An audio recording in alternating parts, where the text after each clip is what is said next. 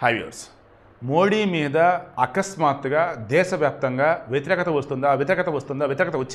వచ్చిందంటే వస్తుందని కొంతమంది, వచ్చిందని కొంతమంది. వస్తుంది వ్యతిరేకత, ఆల్రెడీ వచ్చిందా అని ఇంకొంతమంది. నిజమేంటి అన్నప్పుడు ఆల్రెడీ క్యాటలిస్ట్ ఎస్పీ ఛానల్లో మార్నింగ్ డీటెయిల్ ఒక వీడియో ఇచ్చా. మోడీ వచ్చేసి ఆయన చేసినటువంటి పని ఏదైతే ఉందో అది 100% కూడా దేశానికి మేలు చేసేదే. ఇప్పుడు ఉన్నటువంటి పరిస్థితుల దృష్ట్యా అలా కనుక చెయ్యకపోతే మనకే అపారమైన నష్టం వాటిల్లిద్ది.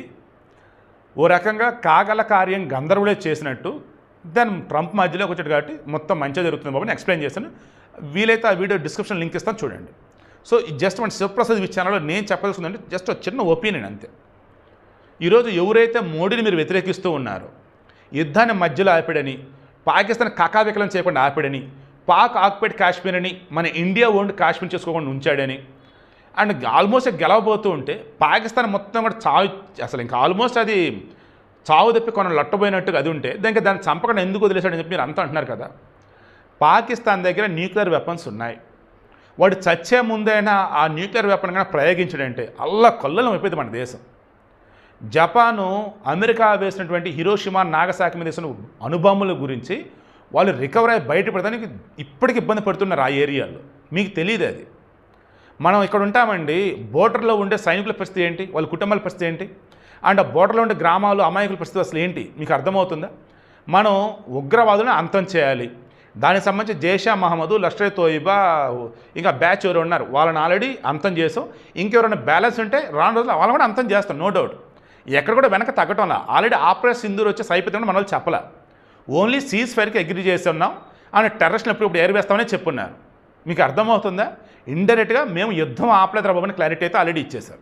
సో మోడీని ఈరోజు ఎవరైతే వ్యతిరేకిస్తున్నారో, మోడీ మీద ఉండి లేని కోపం ప్రదర్శిస్తూ ఉన్నారో, ఒక్కసారి మీ మనస్సాక్షిని అడగండి, లేదా క్యాటలిస్ట్ ఎస్పీ ఛానల్లో మార్నింగ్ పెట్టిన వీడియో చూడండి. ఈ వీడియో అయితే క్లోజ్ చేస్తున్నా.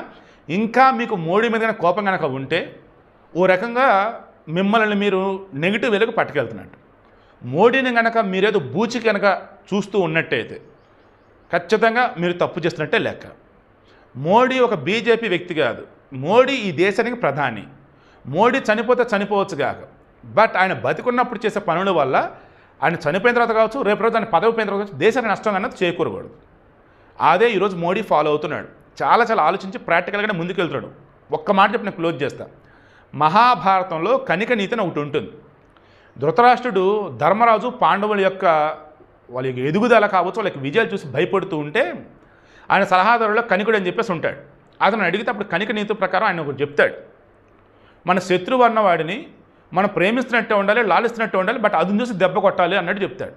ఈరోజు మోడీ పాకిస్తాన్ విషయంలో చేసింది అదే. మీకు అర్థమైనా అర్థం కాకపోయినా త్వరలో మీకు అన్నీ అర్థమయ్యేలాగే మోడీ ప్రజెంట్ మన ఇండియన్ గవర్నమెంట్ చేస్తుంది. మీరు చూస్తూ ఉండండి.